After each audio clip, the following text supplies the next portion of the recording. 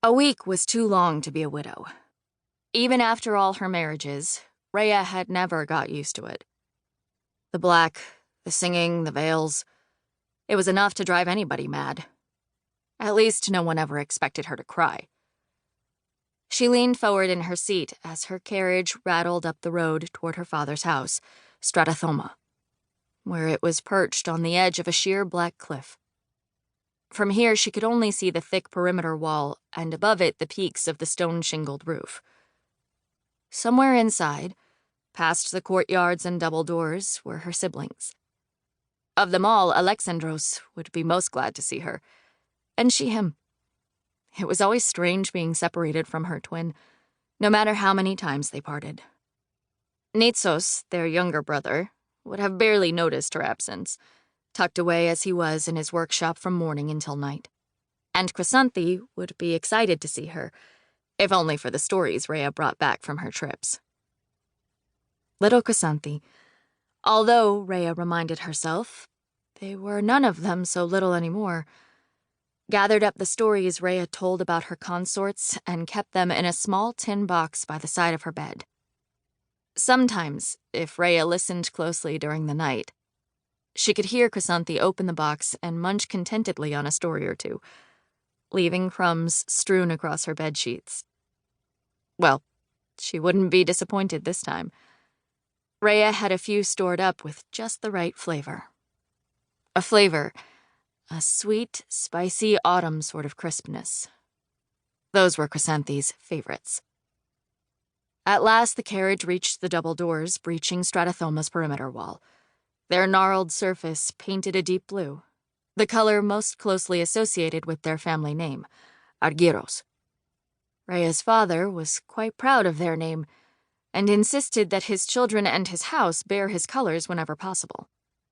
He was the country's Stratagiosi, her father in charge of all of Thizakos, and as his children, she and her siblings each had their own responsibilities to contend with. Only hers took her away from home, to some bed in some house, in some city that fell under her father's watch. She had dawdled with this last consort. He'd made the inconvenient mistake of falling a bit in love with her, and Rhea had seen the flicker of it in his eyes, and found herself somehow unable to slide her knife under his ribs, plagued by a thing she supposed she had to call guilt. It was only when the time was well past for a chill to dust across the high grasses and olive trees that she had managed, over their morning meal, to ask him to turn away from her and hold still. It had not been a clean death, and so not a clean season. It worked much better when she could get right to their hearts, as she would be sure to with her next consort, Winters, to be chosen in a fortnight. The carriage continued along the cobblestone path through the grounds and toward the outer courtyard, its studded wooden doors swinging back on their own, operated by a network of chains and gears. Nitsos' design, obviously. He was the middle child, slotted between the twins and Chrysanthi, and while Alexandros followed Baba like a shadow, Nitsos was left to while away the time in his workshop.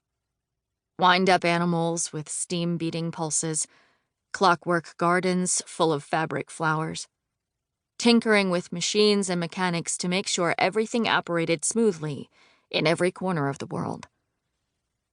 Beyond the doors, the drive straightened out and the cobblestones turned to patchwork flagstone.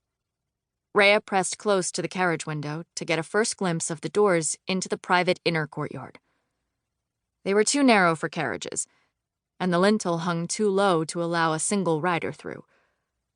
When you entered Baba's house, you entered on your own feet, with no weapons in your hands and no ill will in your heart. A pair of women were waiting, and as Rhea's carriage came to a complete stop, they darted forward, one to fetch the luggage strapped to the back of the carriage, and the other to open Rhea's door. But Rhea was too eager to get a breath of fresh air after so many hours bouncing around inside a small box. She shouldered the door fully open, the first servant jumping back to avoid its swing, and hopped down, her boots landing lightly on stones still warm from the afternoon sun.